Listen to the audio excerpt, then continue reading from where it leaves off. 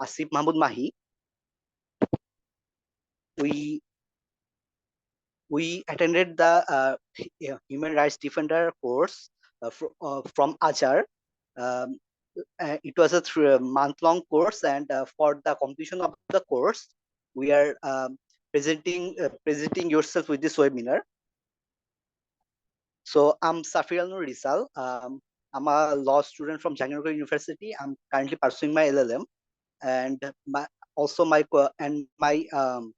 co-host are Miss Samshad Nurani. She is also from Jahangarh University, and she is currently doing her LLB, and she's attending her final year now. And our final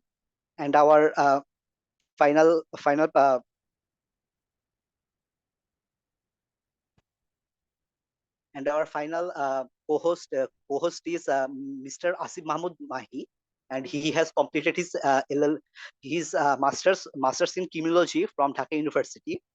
And I asked Mahi Bhai to now take the floor and start with his presentation. Can you please change the slides? Yeah, thank you. So we'll be presenting on the impact of transitional justice in prosecuting war crimes, exploring the scope of transitional justice in the Israel-Palestine conflict. I'll be talking about the history and context and current situation in the Israel-Palestine conflict. Can you please change the slide, Lisa?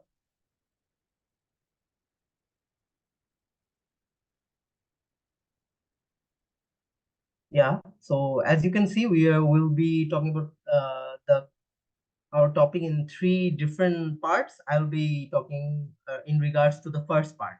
Okay. Next slide, Rizal. So first, to talk about the history and context of the Palestine and Israel conflict, we have to go a long time ago. Like even in history, we can see the Jews have a claim in the territory of Palestine and Jerusalem before the Turkish and Ottoman regime. Even we see in history, we can find that. Then the 14 years, 1,400 year long regime of the Turks and Ottoman came to that territory, and it became mostly a Muslim predominant area. But in 1917, the British took over that particular territory and announced the Balfour Declaration. It's a very important declaration in context to this particular conflict, because here the British established basically a national home setup for the Jewish people in the Palestinian territory.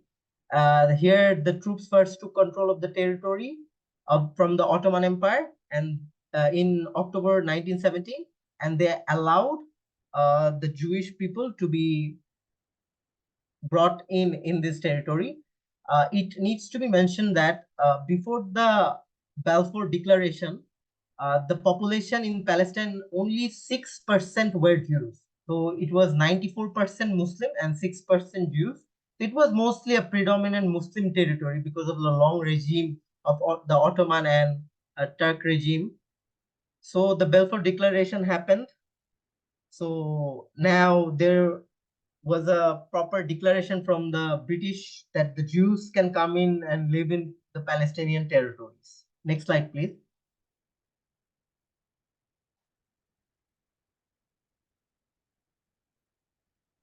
Then started the Jewish immigration to Palestine.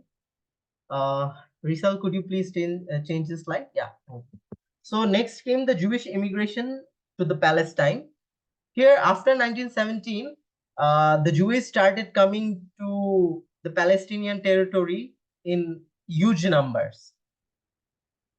Like every year, we will see in another slide more accurate data. Like many people were coming into the Palestinian territory, and the number of population of Jews were increasing in an alarming rate, and the Palestinian people became really threatened because there was such a sudden spike of population of the Jewish. And now we can just see a pre-British situation of the Palestine to better understand. You can see only the Haifa and Rafah region, and in the Jerusalem, there were those 6% Jews that were already living in the pre-British Palestine era. But this suddenly became much more spiked, and the Jewish kept on coming and coming, and the 6% of the population of Jews increased a lot by number.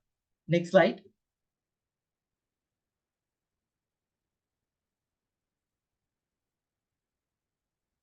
Yeah. So the large Jewish migration to the Palestine was also accelerated because of another factor. During that time, we all know that in Poland and other nearby countries, most of the Jews were living, but there was a really increase of Nazism, and the Jews were very much threatened. And especially in the latter half of the 1930s and during the World War, when the Holocaust, World War II, when the Holocaust happened, they were fleeing and they were taking basically shelter in this Palestine area and basically migrating. And this population of 6% of the Jews in Palestine territory became 33%. And the World War II and the Holocaust and the rise of anti-Semitism, that everything increased the population of Palestine. And now there were like 33% of the Palestine population were Jews. Next slide. So we can see like a well-made diagram, like uh, through the years 1920 to 1925, the number of rise wasn't that much, but then you can see an upward curve from the year 2025 to 2030, and exactly what I was talking in the 1930 and the latter half of 1930s, it spiked a lot, and many more people came in to the Palestine region till the year 1945 and onwards. So there was this huge spike of Jewish people, and naturally the Palestinian people became really, really threatened by the number.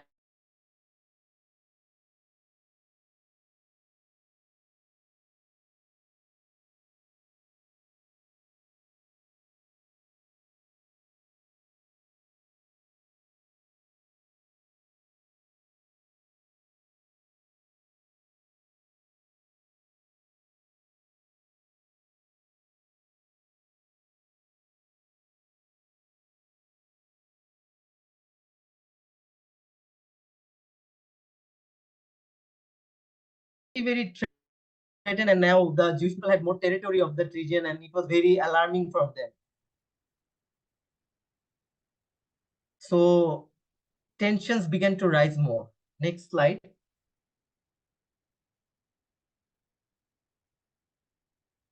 So here we can talk a bit more in extensive way about the Jerusalem territory, as it's the most sacred place for the Muslim people, the Jewish people, and as well as the Christian people. It was a heatedly debated area about under whom would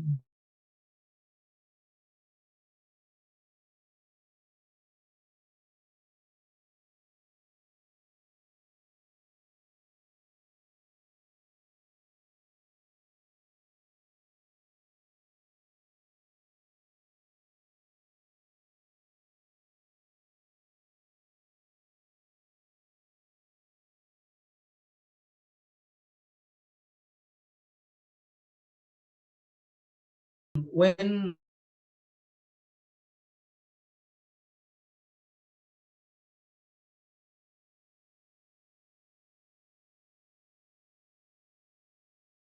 uh, first, to understand this, we have to talk a bit more about Zionism.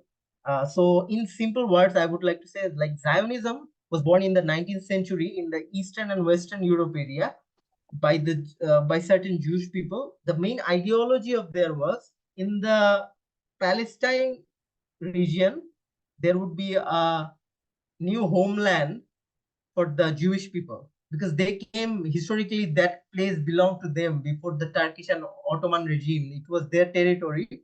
So from this sentiment, the Zionism was established, and they basically wanted to a new homeland in the Palestinian region. So they started working on that, the Zionist militias, like from the year 1948 when Israel was born, and they ethnically cleansed 750,000 Palestinians. This catastrophic incident is known as the Nakba in the history books. And afterwards, a further 300,000 people were displaced by the Six-Day War in 1967. In the Six-Day War, basically, the Israeli people, like I mentioned before, eventually wanted to conquer the east front of Jerusalem. And basically, that's when the Six-Day War happened, and the Israelis attacked the western front of Jerusalem, which was Palestinian territory, and they took control over it, and hence 300,000 Palestinians were displaced. Next slide, please. So we can see that in this slide, in the Palestinians who were like expelled from the region they were living in, we can see the in the picture, in the West Bank, people were fleeing in. Even you can see people were displaced all over, anywhere they could go, because they were attacking the West Bank of Jerusalem. So people needed to get out of their way and from to stop them from getting killed.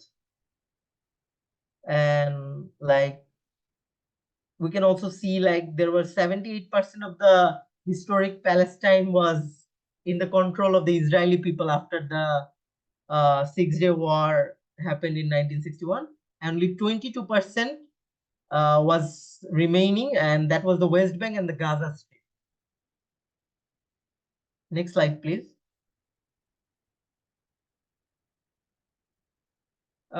Then there was conflict on and off going on, but still the situation was not so much severe. But in the year 1993, the Oslo Accords was signed between the Palestinian leader Yasser Arafat and Israeli Prime Minister Yitzhak Rabin, where this was a very interesting thing happened. Like this was the very first time both of them recognized each other. Before than that, they didn't recognize each other officially.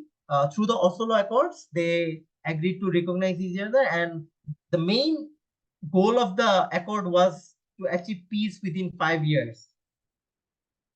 In the second agreement in 1995, the divided occupied West Bank, they divided the occupied West Bank into three areas, area A, B, and C. The Palestine Authority, in the wake of the Oslo Accords, were offered only limited rule of 18% of the land, as Israel effectively continued to control the West Bank. So you can see the Palestinians were very much struggling with the whole situation, and the amount of territory they held were getting lesser and lesser, and it was a very horrible situation for them, as the land they were holding for years and years now are going to the Israeli people, are being totally taken by them. So in a huge number they had to be displaced. Next slide, please.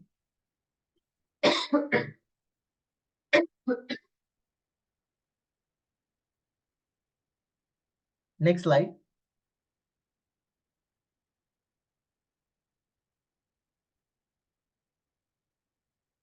Hello, Rizal, can you hear me?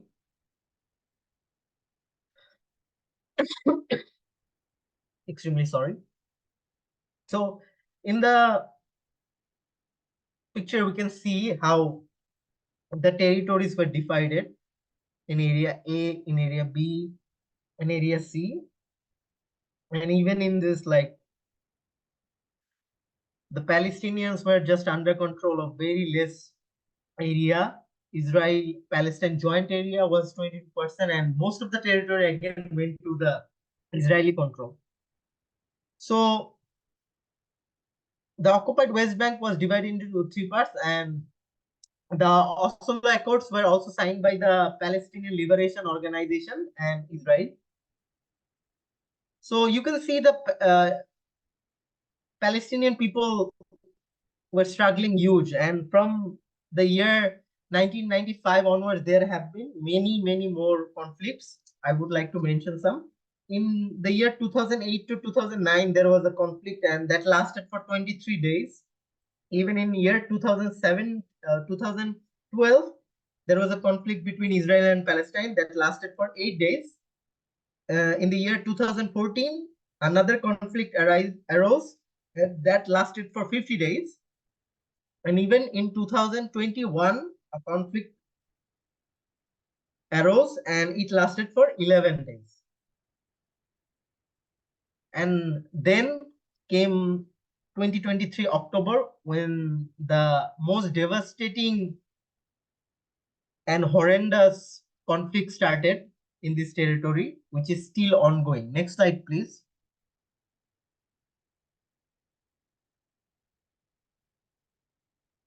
So basically, I tried to give an overall history and context of the Palestine-Israel conflict, but now I have to talk about the current situation. We all know that Israel is conducting one of the worst seen genocidal attempts on the people of Palestine currently, and it's been 7 months, and they have been continuously attacking on the uh, people of Palestine, and there is a great humanitarian situation currently in that territory. As of today, May 9th, a total number of 34,844 people have been killed. And just to clarify, this number is the official number. The people who became wounded and died, the people who are lost in the rubble, or the people who died from illness because of the whole tragedy are not in this count. Only the official number is 34,844. The official wounded number is 78,404, and over 1.7 million people have been displaced from their residence. This is undoubtedly one of the worst humanitarian crises the world has seen so far, and the one that is still continuing, and we don't know when it will finish. It's a tragic time. It's a very disturbing time for the whole world, what is going on in the territory, in the Palestinian territory, especially in the West Bank and the Gaza territory. Even last night, we also saw news of what a brutal attack they're doing on the Rafah front. The Israelis are killing people by the hundreds, and it's a tragic situation, undoubtedly. During this 7 woeful months, they have bombed even hospitals in the name of trying to find Hamas militants. They have bombed hospitals where people were taking treatment and trying to get better, like hospitals like Al Ahli Arab, Al Shifa, Al Amal. These are like just a few names of the many hospitals they have brutally attacked. They have also restricted any sort of aid going into the Gaza territory. They have blockaded it. Though the Israeli military are uh, saying they are not stopping it, the aids, they're basically monitoring it. But still, many people are in starvation. Many people are not getting the required medical facility they need to live, because it's the situation there is very miserable right now, and they need all the help they can get. But they're blockading. The Israeli militants are blockading the aid that is also coming to the Gaza Strip. They're blocking it. Uh, like 200, over 200 humanitarian workers have been killed so far in the last 7 months. Like you can imagine, like 200 humanitarian workers. Among them, 7 aid workers were from the World Central Kitchen, who were basically just trying to get the food into the Gaza area. That was their job. They were trying to get food, and they were brutally killed. And in the name of like the conflict, this conflict began because like the Hamas attacked the Israeli territory and like took people hostage and killed people. And in retaliation, the Israeli people, Israeli militants, they are giving a collective punishment. So what is collective punishment? Basically, for the crime of a few, the whole community or whole group of people gets attacked, and because of that, Israel is now undoubtedly giving collective punishment to all the Palestinian people. Undoubtedly, uh, this is a very shameful situation. What is going on? Sorry, I got a bit emotional talking about it because it's very distressful and what's going on, and it's very sad. And I hope the killing stops very soon because it's very, very sad to see the current situation. So that's my part. I'll hand the floor to Rizal now. He'll take the continue our paper from continue our presentation from now. Thank you. Thank you, Mahifai, for giving me the floor. And good afternoon, everyone. Thank you for joining today's session. I'm Safir Al Nur Rizal, and I'll be talking about the violations of international human rights and humanitarian law by Israeli forces. So, what is the violation of the humanitarian law? It's basically treated as war crime in the eyes of international law, and so and the humanitarian law violations caused by the Israeli army in the Gaza strips.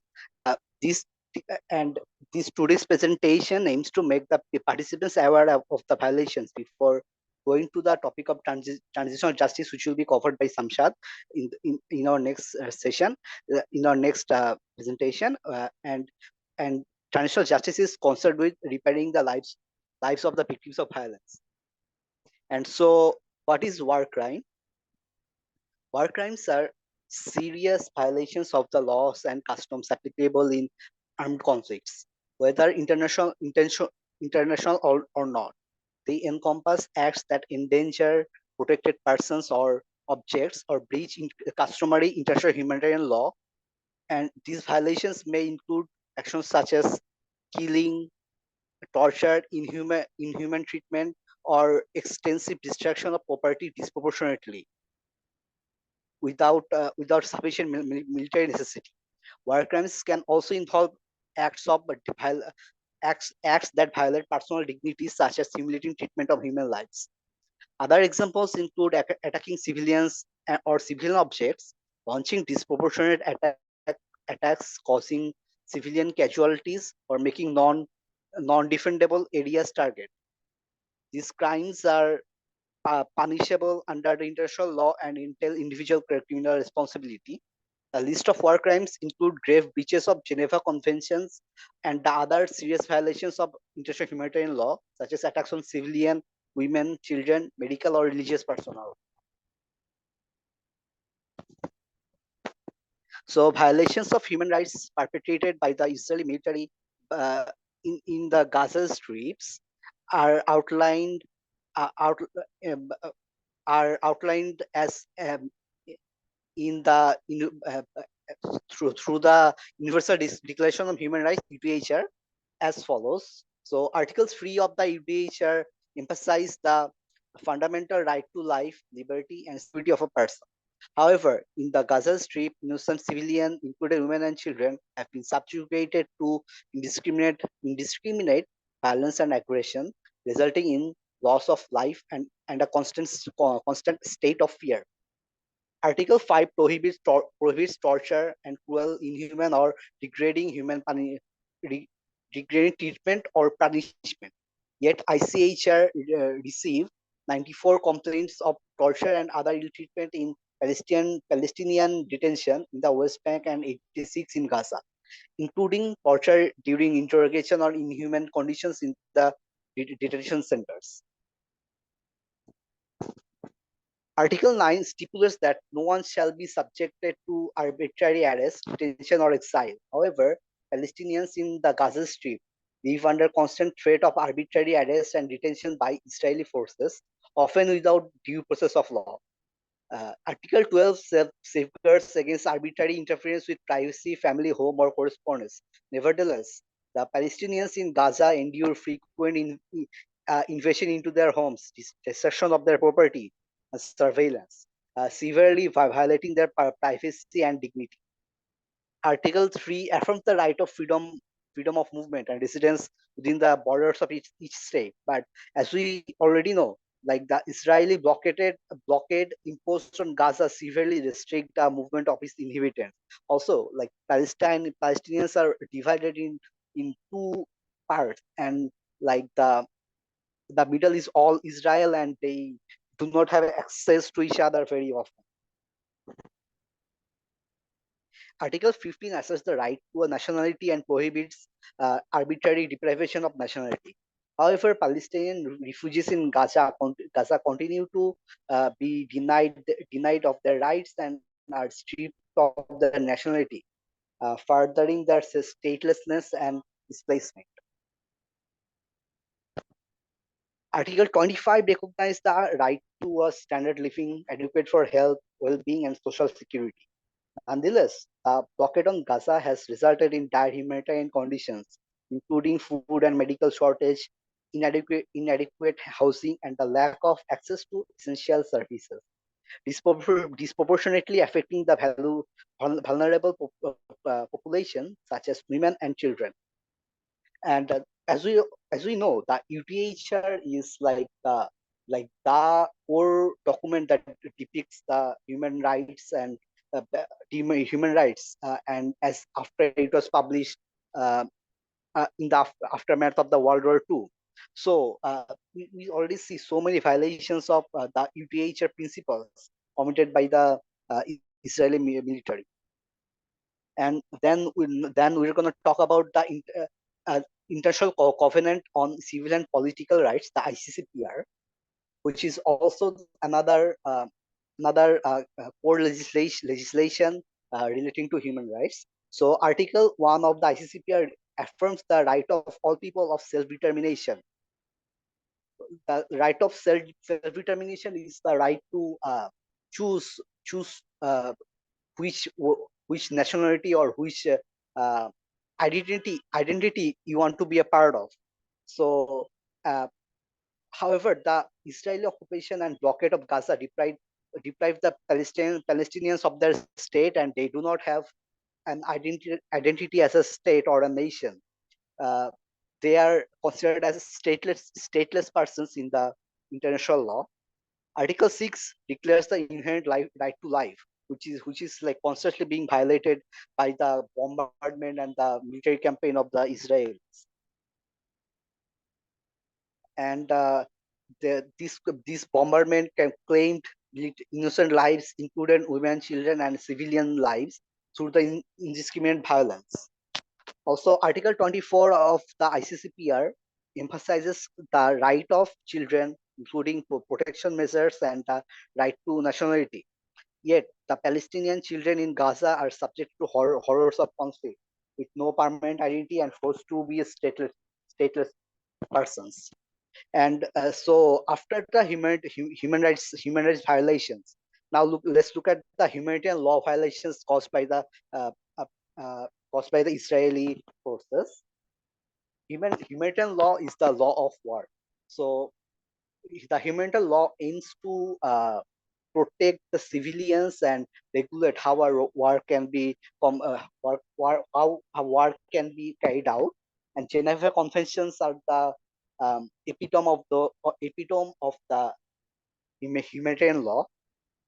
So shocking violations of humanitarian law are committed by the Israeli military in the military camp in the Gaza Strip.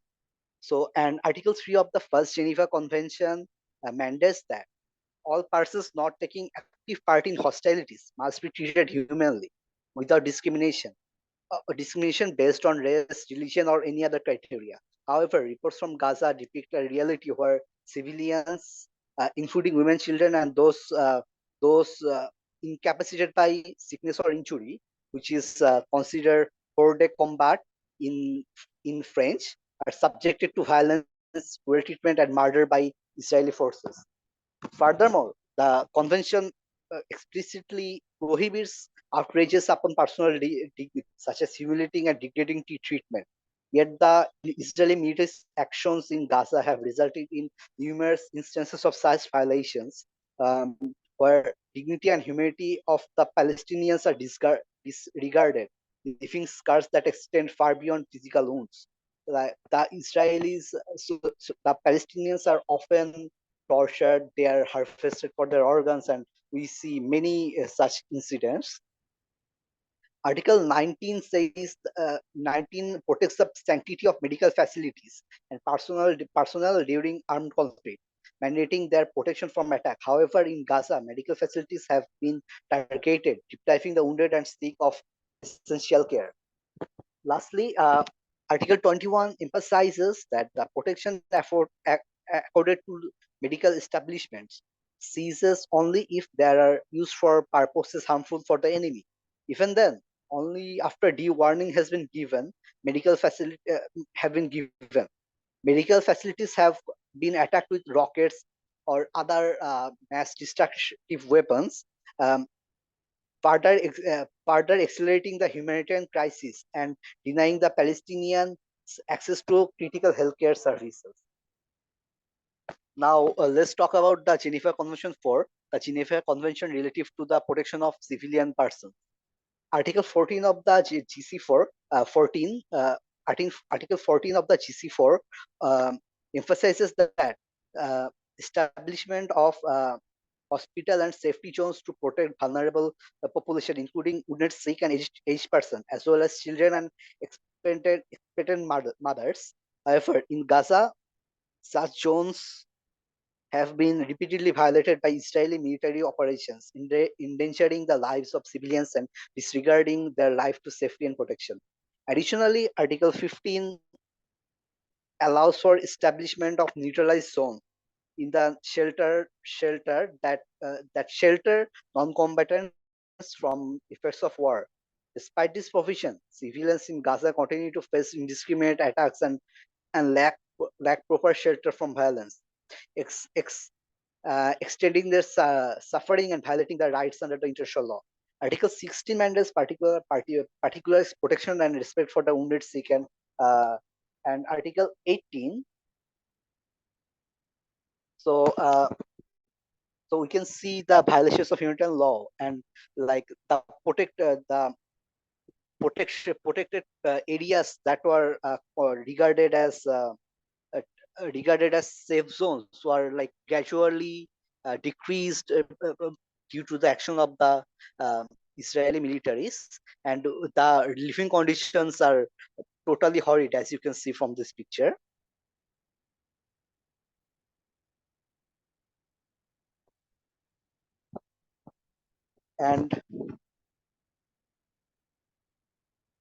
And also like Article 27 of the convention guarantees protected persons their right to be treated with uh, respect for their person's honor, family rights, and religious conviction and custom. Article 49 prohibits individual or mass or foreseeable transfer. Uh, this uh, this part of the Geneva Convention 4 tries to protect the people of uh, occupied territories, which is exactly what Gaza is in today's context. Additionally, Article 53 prohibits the destruction of property belonging to private individuals or organizations, except where absolutely necessary for military operations. However, the Israeli military's indiscriminate attacks in Gaza have resulted in widespread destruction of civilian infrastructure, homes, and livelihoods.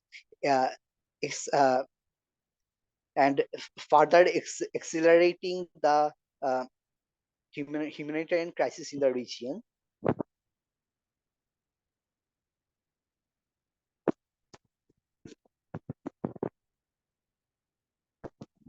And Article 55 places the duty of occupying power to ensure food and medical supplies of the population to occupied territories. But food scarcity and international relief blocking is something that's been deliberately caused by the Israeli armies, which has already been discussed by Asif, right?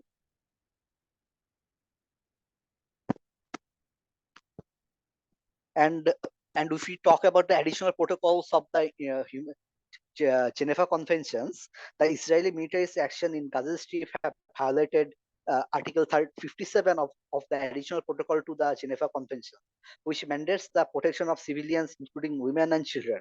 They have repeatedly targeted civilian areas without adequate verification of targets, leading to immense loss of innocent lives and destruction of civilian infrastructure. Precautions to minimize civilian casualties, such as effective advance warning of attacks, have been routinely ignored. The disproportionate use of force has resulted in excessive loss in civilian lives and damage to civilian objects, far outweighing any military advantage. These actions continue grave violations of international humanitarian law and have and accelerated the humanitarian crisis in Gaza. They failed to protect the civilians with special, and also the vulnerable and protected group of women and children, uh, children, which is one of one, which is a very gross violation of the Geneva Conventions.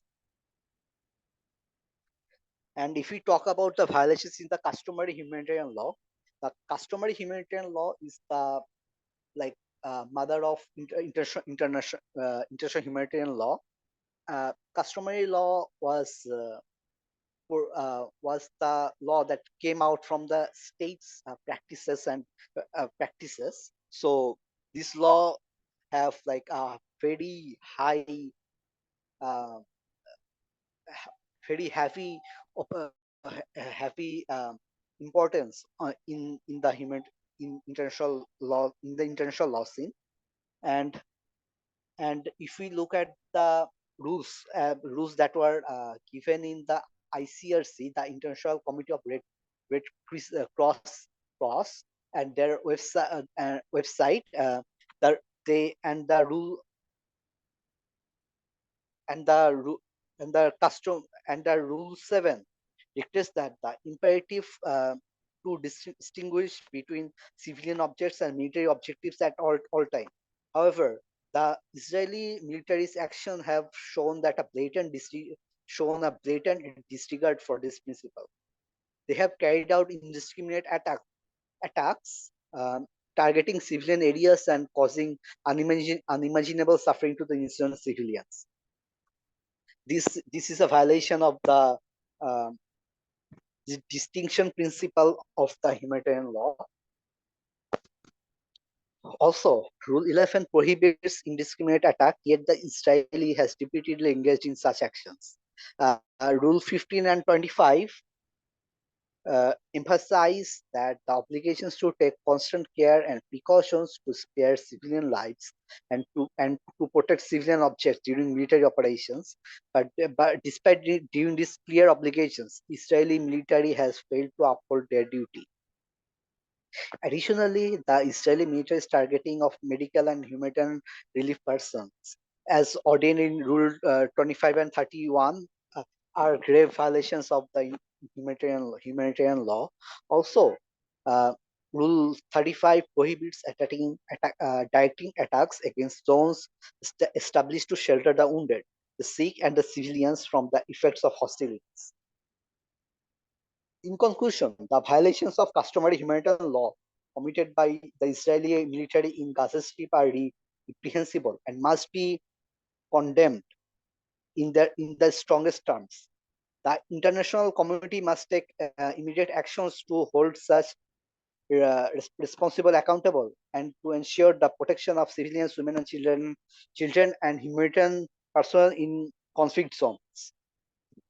And as we all might already know, the ICJ case is in International Court of Justice, initiated by South Africa against Israel to seize the violations of international law by the Israelis. And often this question comes up that what about self-defense? The Israelis were only using the violence to kill the destroy Hamas targets and to rescue their own civilians or Israeli citizens, which can be considered as self-defense, right? Self-defense, although is a fundamental concept in international law, has been exploited by certain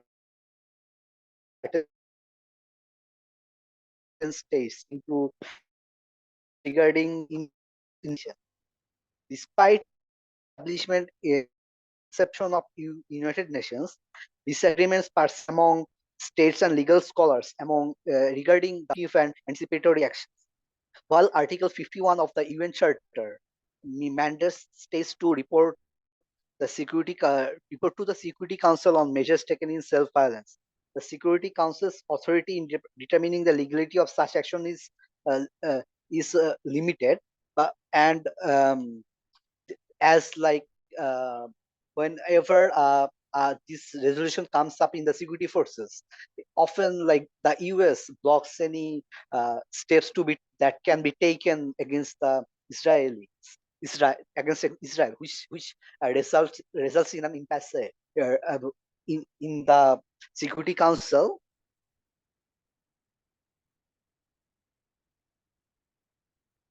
And also, when we talk about legal precedents, such cases before the International Court of Justice provide insights into legal requirement of self-defense, including proportionality and nature of such threat.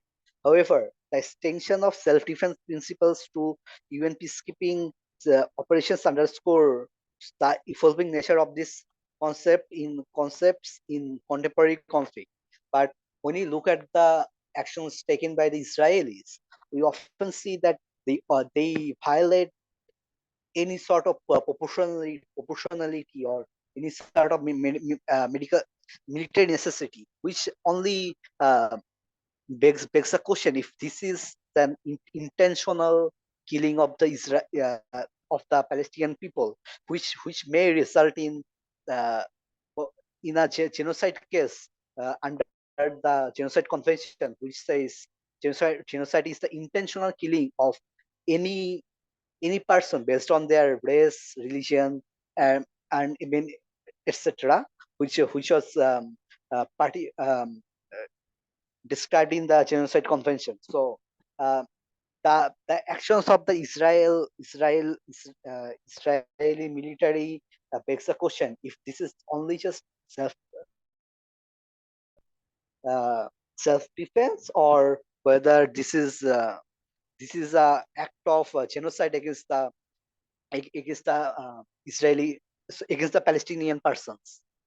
So ultimately, the need for clear interpretations and effective enforcement of mechanisms to hold these fundamental principles of international humanitarian law is essential. And we can only hope that the powerful countries in the Security Council and the ICJ will take actions to stop this violence and the gross violations of humanitarian law. Humanitarian law. So this is all from my part. Now I've transferred the floor to Samshad Nurani, who will be presenting on transitional justice. Samshad, the floor is yours. Yeah, thank you, Risa. Good evening, everyone. My name is Shamshad Noorani, and currently I'm a final year law student at Jahangirnagar University. So, Mahi Bhai and Risal actually talked about the Israel-Palestine war and the conflict between them, also the historical background. Today, I'm going to talk about the transitional justice in the context of the ongoing Israel-Palestine war, to be able to discuss the implication of transitional justice. We will need to know about the meaning of transitional justice first.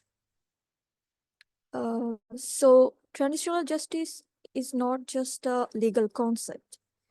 It's a moral imperative, also a social reckoning and a pathway to lasting peace and reconciliation.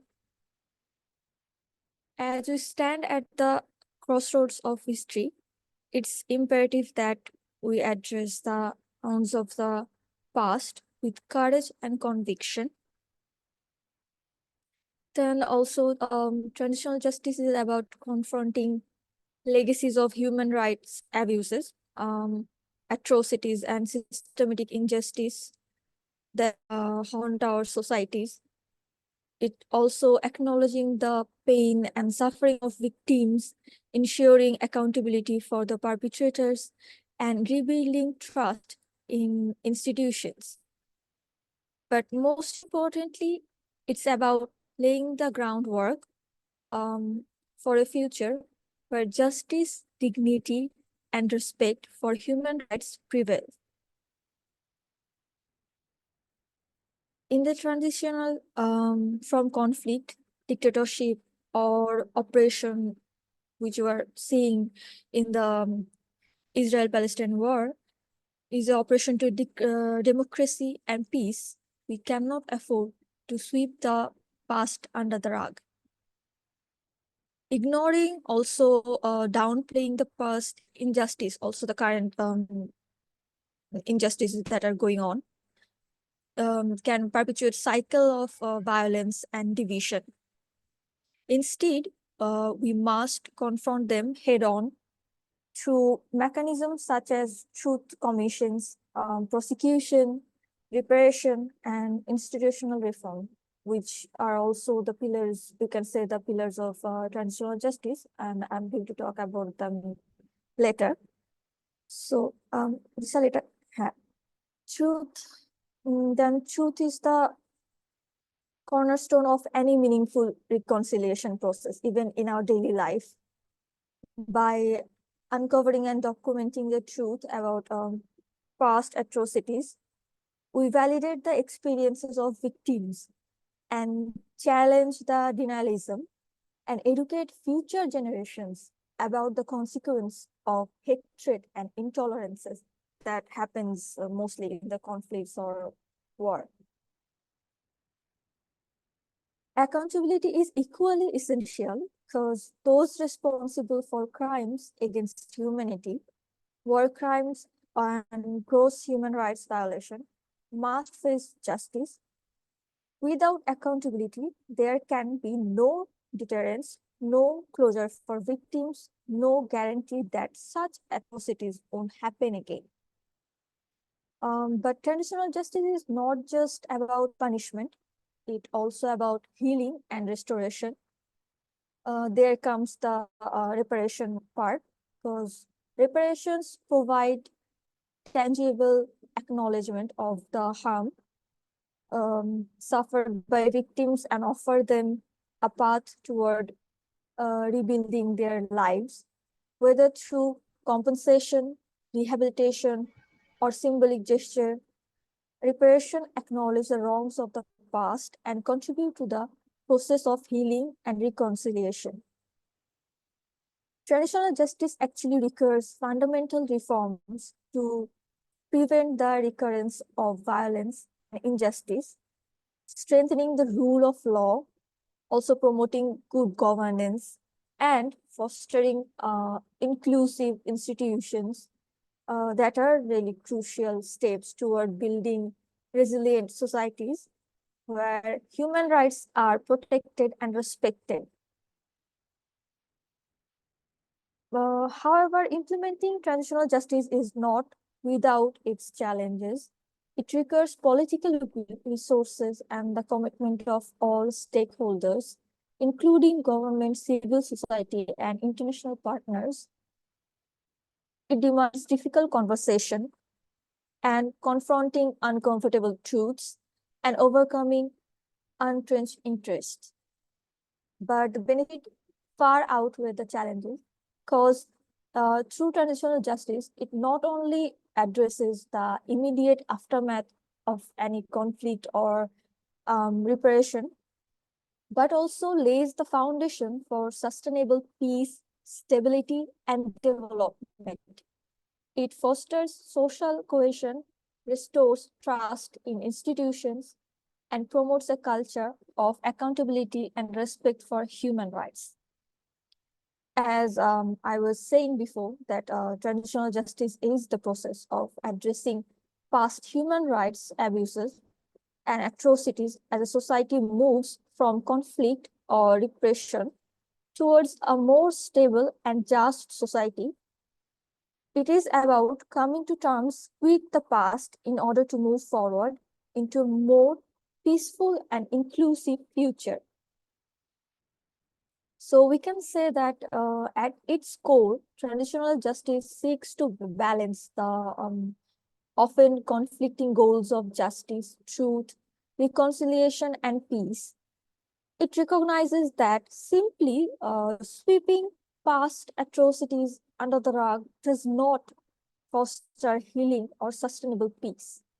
Instead, it demands that societies confront the truth of what happened, hold perpetrators accountable for their actions, then provide reparation to victims and create mechanisms to prevent such atrocities from happening again in the future. There are various mechanisms through which transitional justice can be pursued, including truth commission, criminal prosecution, reparation programs, institutional reforms, and memorialization efforts. Each of these mechanisms plays a very crucial role in addressing different aspects of the past and meeting the needs of survivors and affected communities. Research পরের স্লাইডটাতে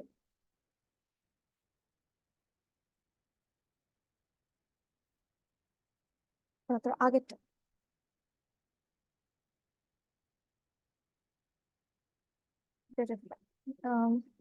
Truth Commission, for example, provide a platform for victims, reparation to share their experiences and narratives, helping to uncover the truth of what occurred and challenge the prevailing narratives of denial or impunity.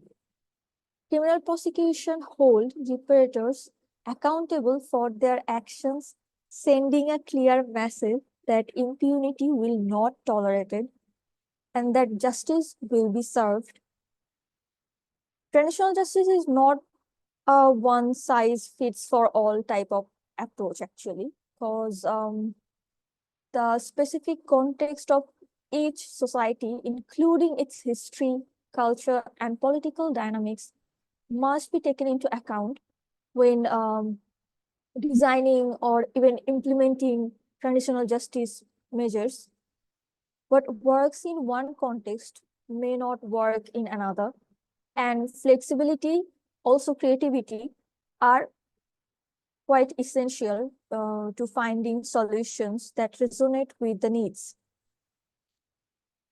Aspiring also of the affected communities, not to mention transitional justice is not a quick fixed or a linear process. It requires sustained commitment and engagement from all sectors of society, including like the government and other stakeholders. It demands difficult conversation and compromises, but the benefit of pursuing transitional justice are immeasurable, fostering reconciliation. এরপর স্লাইডটাতে So if we look into the past, then the roots of the transitional justice can be traced back to the aftermath of World War II and also Nuremberg trials, where the international community sought to hold perpetrators of heinous crimes accountable. However, it wasn't until the late 20th century that the transitional justice emerged as a distinct field, fueled by the experiences of countries grappling with the legacies of dictatorships or civil wars or any kind of genocide.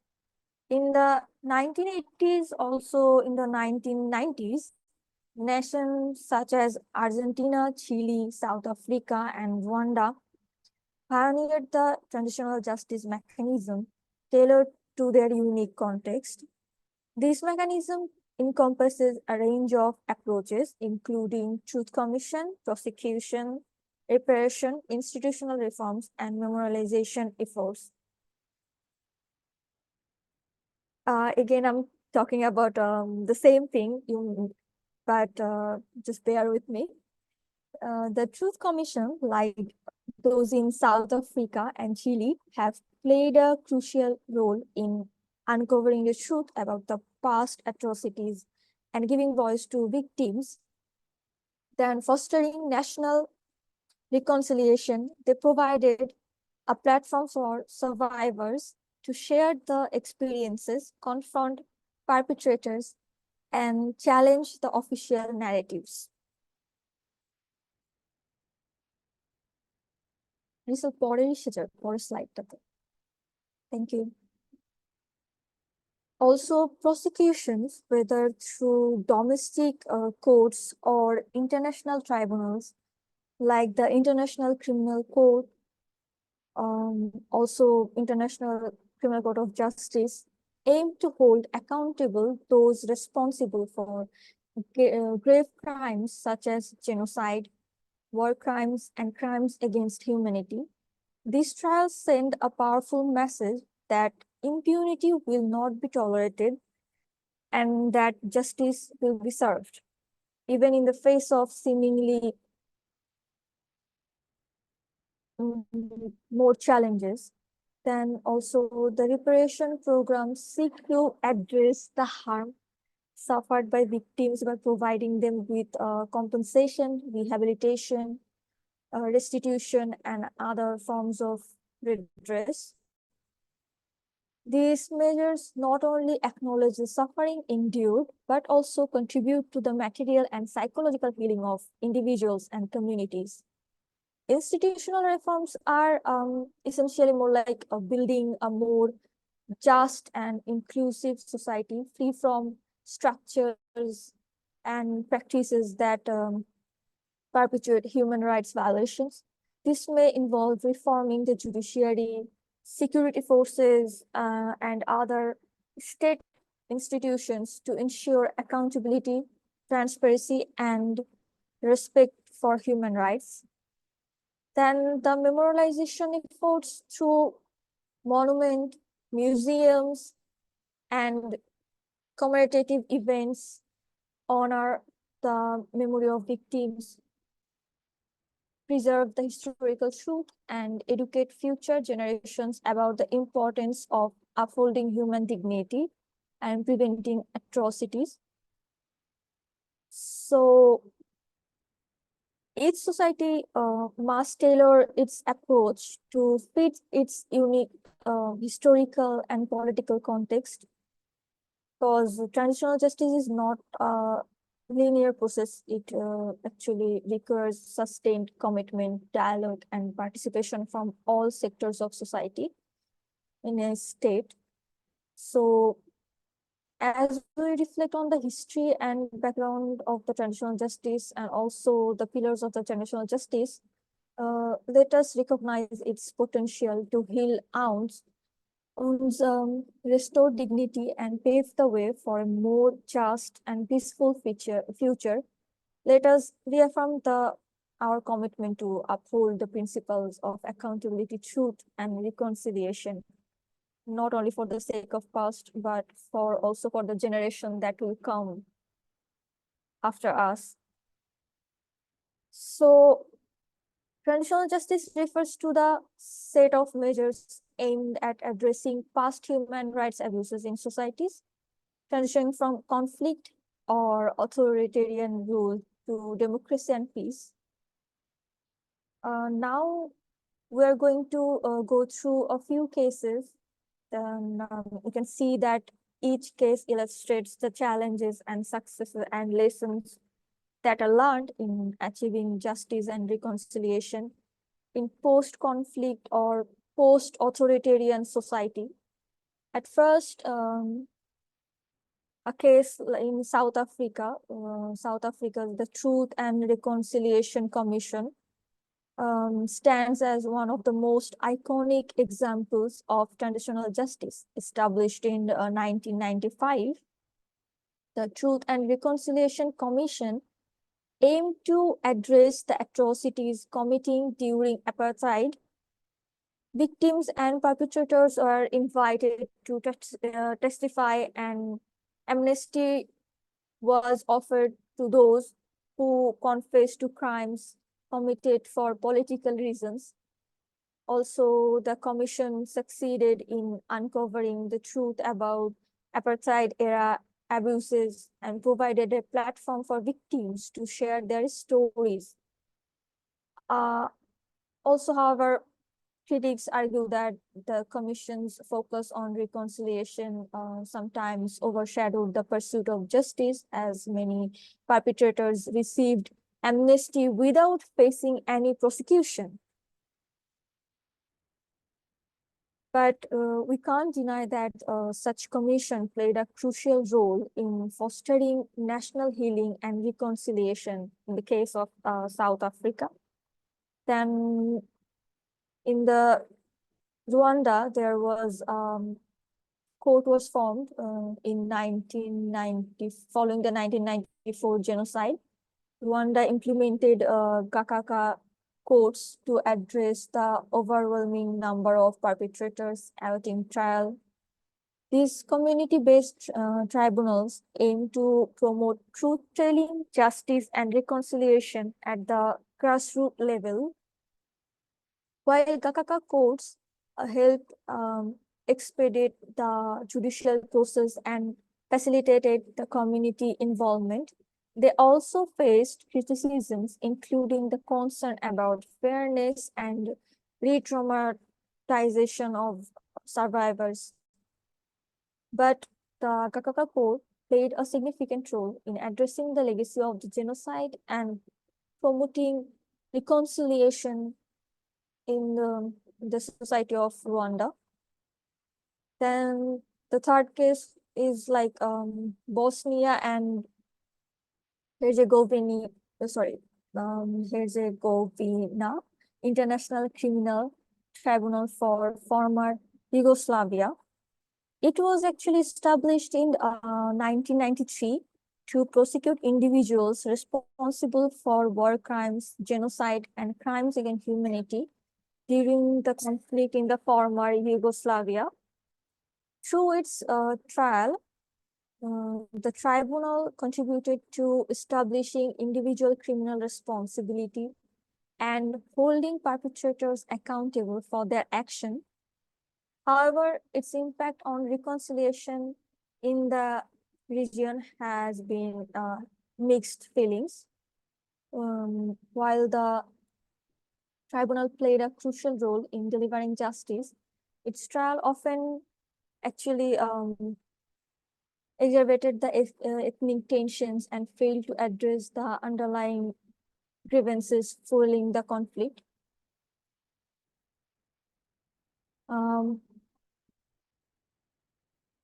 So through these three cases demonstrated the diverse approaches and challenges of transitional justice in societies grappling with past human rights abuses. While each case has its success and shortcomings, they collectively emphasize the importance of addressing the past, holding the perpetrators accountable for their crimes, and promoting reconciliation to build a more just and peaceful future. So, as we continue to navigate the complexities of transitional justice, let us learn from these experiences and strive to ensure that justice and reconciliation remain central pillar of post-conflict and post-authoritarian societies.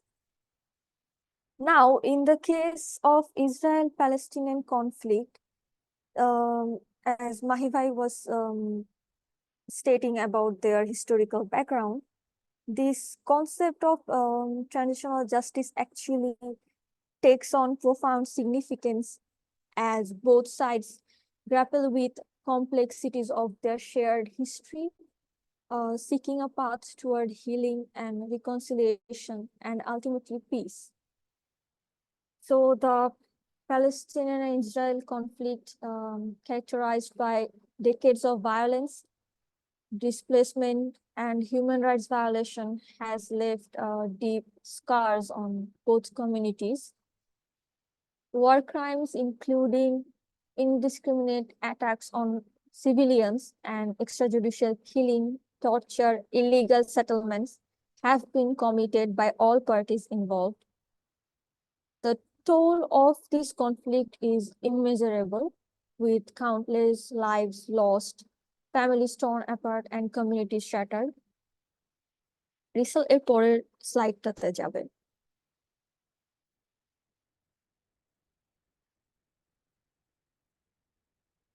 Rooted in historical, religious, and territorial grievances, this conflict has resulted in immense suffering for both Israelis and Palestinians, with war crimes and atrocities committed by the parties involved in this conflict. Transitional justice is a framework for addressing the legacies of mass atrocities and human rights violations in societies transitioning from conflict or authoritarianism to peace and democracy holds significant promise to the context of this conflict, this particular conflict actually.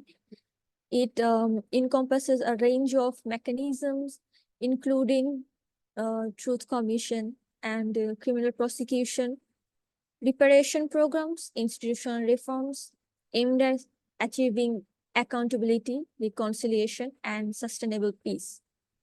I know this term were like I was repeatedly said about this term, but it is quite important in the case of transitional justice to actually go through all these mechanisms. So one of the key pillars of transitional justice is accountability.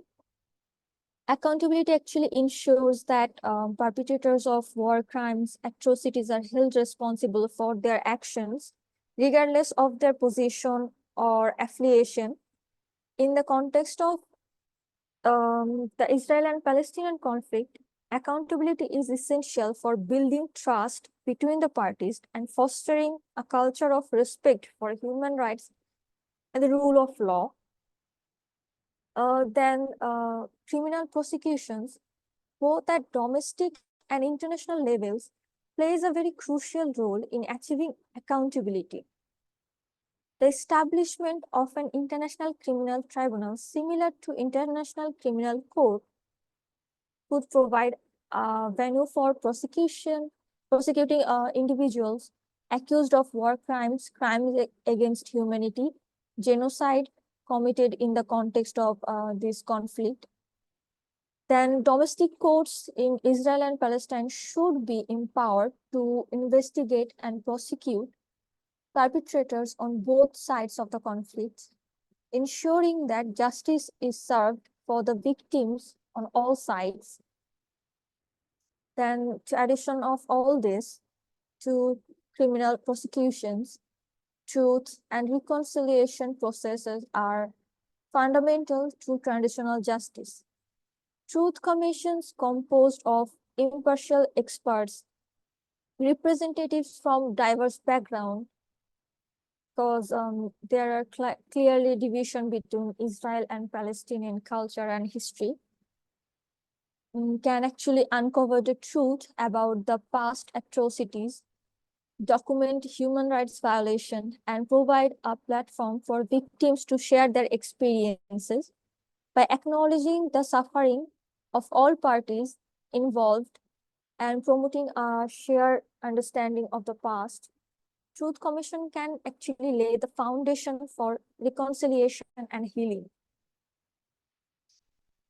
Then if we talk about the reparation programs, it is also very crucial component of transitional justice. These programs aim to provide redress to victims of human rights violation, including compensation, restitution, rehabilitation, and guarantees of non-repetition, placement, violation, and discrimination, helping to restore their dignity and promote social cohesion other than any kind of future conflicts. While the principles of transitional justice offer a roadmap for addressing the legacies of war crimes and human rights violations in the Israel-Palestine conflict, their implementation faces actually numerous challenges and obstacles because political polarization, lack of political will, or ongoing violence and insecurity pose significant barriers to achieving such meaningful progress in the transitional justice effort. Because if we see um, a news from few days ago, actually, that Hamas actually agreed to ceasefire, but the Israel actually denied it, and the war is continuing, is still continuing, and people are dying and suffering. So the power between Israel and Palestine, coupled with the influence of external actors and interests, complicates efforts to achieve accountability and reconciliation. The unequal distribution of resources, land, and political rights um, actually raises the tensions and perpetuates cycles of violence and injustice. Because we can see that in the Nakba of 1948, and also later all the violence that are caused by Israeli forces, Israeli militant, and also sometimes by the Hamas. Despite these challenges, there are reasons for optimism. Civil society organizations, human rights activists, and grassroots movements on both sides of the conflict can actually work to promote the dialogue and reconciliation and mutual understanding by amplifying the voices of the victims, advocating for accountability, and mobilizing support for transitional justice initiatives. These actors are driving positive, can drive actually positive change and can lay the groundwork for a just and for a lasting peace. Then last but not the least, the impact of transitional justice in war crimes, particularly in this context, cannot be overstated. By addressing the root causes of the conflict and promoting accountability and fostering reconciliation, transitional justice offers a pathway towards healing and sustainable peace. It is upon the international community, also the governments and civil society, to support and prioritize transitional justice efforts in order to build a future where the rights and dignity of all individuals are respected and protected. So that's all from me. Thank you. Thank you everyone for joining. So we'd like to ask you if you have any questions about transitional justice or the Israel-Palestine conflict, and also we'd really like your opinion on your on what you think might be a good transitional justice approach to the Israel-Palestine conflict. So yeah, if anyone have any questions or any opinions that they might want to, I'd like to hear it from you.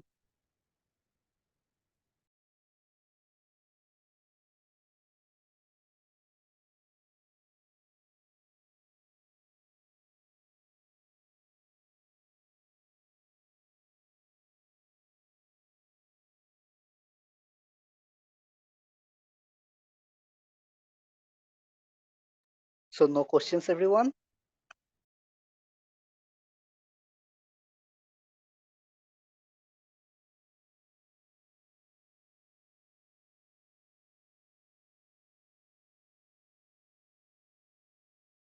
In that case, we'll stop the today's session here. Um, Thank you everyone for joining, and have a good night. And Asif, Mahi Bhai or Samshad, do you have any comments? Yeah, I would like, okay, Shamsad, you go ahead. না না আমি বলতে চাচ্ছিলাম যে কেউ একজন মনে হয় হচ্ছে একটা কোশ্চেন করেছে রিসালের পার্টটা থেকে।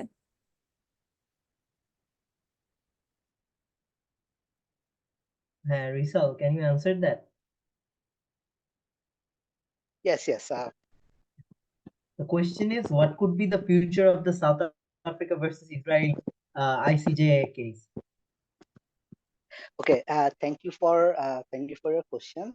So the future of South Africa versus the Israel case, right? So from what from what I can gather, that the there is actually sufficient ground for the verdict to be in favor of the in favor of the Palestinians, right? So I mean, they have committed mass atrocities and almost genocidal like destruction, and we can even argue that is even a genocide, right? But the thing is, like just as like our the genocide of Bangladesh hasn't been recognized by the international community. The genocide of the Palestinians are also uh, kind of a pipe dream, because as we already know that like the geopolitics, the I mean, most of us already know the geopolitics at work here, right? Uh, if anyone does anything like or poses anything, like the USA might just shut it down, because they are like sworn allies of the Israel, sworn allies of Israel. And in my opinion, uh, since the case is like case has enough evidence for a successful arbitration, but in my opinion, uh, I cannot still be very hopeful for the future, as we often see the ICJ on ICJ's decisions. They are often like let's say uh, decided by the geopolitics at the time. So we are seeing that a huge public support in favor of Palestine. So there is a sliver of hope. There is a sliver of hope, but the state of the case might still be actually like very the fate of the case might be really dependent on how the judges see the case. Do they prefer do they prefer the self-defense claim of the Israel, or do they prefer like the legitimate claim of the Palestinian people who are being literally massacred every day? So I hope that answers your question. I hope that answers your question. Anyone else have any other question?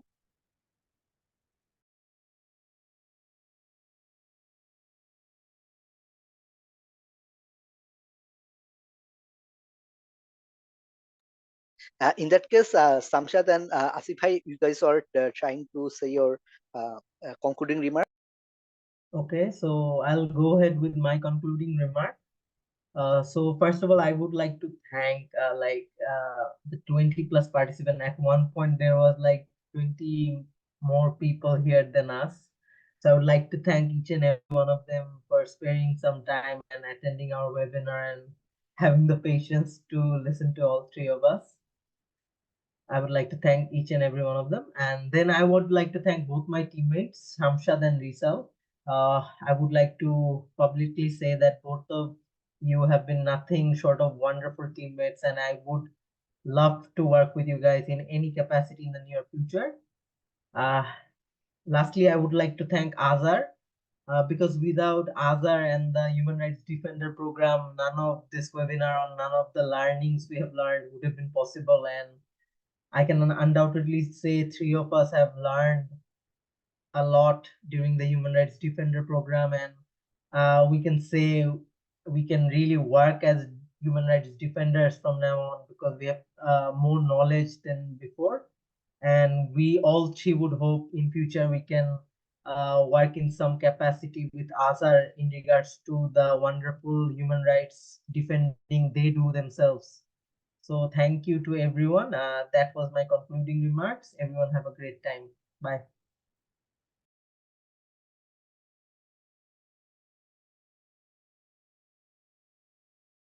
Shamshad, would you like to say anything? Uh, Actually, I would like to thank all for having the patience of hearing three of us for quite maybe more than 1 hour actually, and also AJAR for actually giving us this opportunity to learn about human rights and also transitional justice, which I talked about. And thanks to my teammates to actually help me a lot to understand about the conflicts and also the subject that we discussed. That's all. And thank you. And I would also like to thank my teammates and Ajar for the opportunity. And also thanks to everyone who joined. And thank you, Sadman, for your question. And also Shayanda and Onin, thank you for your encouragements. And thank you for your encouragements. And with that, I would like to finish today's webinar here. And thank you guys again for joining. Have a good night.